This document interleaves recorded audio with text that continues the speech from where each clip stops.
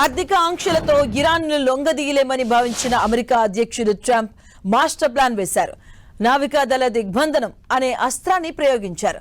ఆర్థిక పరమైన ఒత్తిడి పనిచేయకపోవడంతో ఇప్పుడు నేరుగా సముద్ర మార్గాలను మూసివేసే వ్యూహాన్ని తెరపైకి తెచ్చారు. దీంతో ఇరాన్ పోర్టుల నుంచి ఏ వస్తువు బయటికి వెళ్లాలన్నా లోపలికి రావాలి అన్నా యుఎస్ నేవీ అడ్డుకుంటుంది. ట్రంప్ ఆదేశాల మేరకు ఇరాన్ ఓడరేవుల్లోని ప్రవేశించే అక్కడి నుంచి బయటికి వచ్చే ప్రపంచ దేశాల నౌకల రాకపోకలపై అమెరికా నౌకాదళ దిగ్బంధనాన్ని విధిస్తుంది. ఇది భారత కాలమానం ప్రకారం ఇవాళ రాత్రి 7:30 నుంచి అమల్లోకి రాబోతుంది.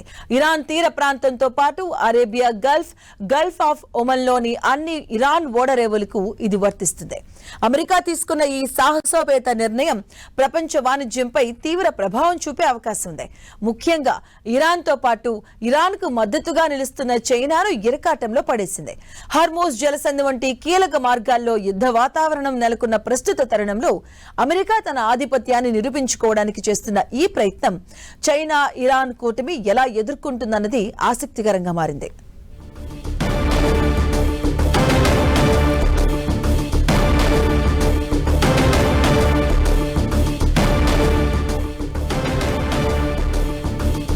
ఆర్థిక ఆంక్షలతో ఇరాన్ను లొంగదీసేలేమని భావించినటువంటి అమెరికా అధ్యక్షుడు ట్రంప్ మాస్టర్ ప్లాన్ వేశారు. నావికాదళ దిగ్బంధనం అనే అస్త్రాన్ని ప్రయోగించారు ట్రంప్. ఆర్థిక పరమైన ఒత్తిడి పనిచేయకపోవడంతో ఇప్పుడు నేరుగా సముద్ర మార్గాన్ని మూసివేసే వ్యూహాన్ని తెరపైకి తీసుకొచ్చారు. దీంతో ఇరాన్ పోర్టుల నుంచి ఏ వస్తువైనా బయటకు వెళ్లాలన్నా లోపలికి రావాలన్నా యుఎస్ నేవీ అడ్డుకుంటుంది.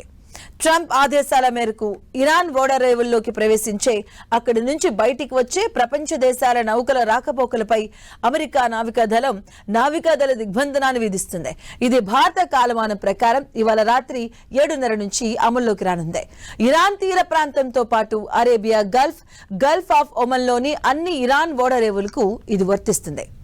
ఇక అమెరికా తీసుకున్న ఈ సాహసోపేత నిర్ణయం ప్రపంచ వాణిజ్యంపై తీవ్ర ప్రభావం చూపే అవకాశం ఉంది. ముఖ్యంగా ఇరాన్తో పాటు ఇరాన్కు మద్దతుగా నిలుస్తున్న చైనాను ఇరకాటంలో పడేసింది. హార్మోజ్ జలసంధి వంటి కీలక మార్గాల్లో యుద్ధ వాతావరణం నెలకొన్న ప్రస్తుత తరుణంలో అమెరికా తన ఆధిపత్యాన్ని నిరూపించుకోవడానికి చేస్తున్న ఈ ప్రయత్నం చైనా ఇరాన్ కూటమి ఎలా ఎదుర్కొంటుందన్నది ఆసక్తికరంగా మారింది.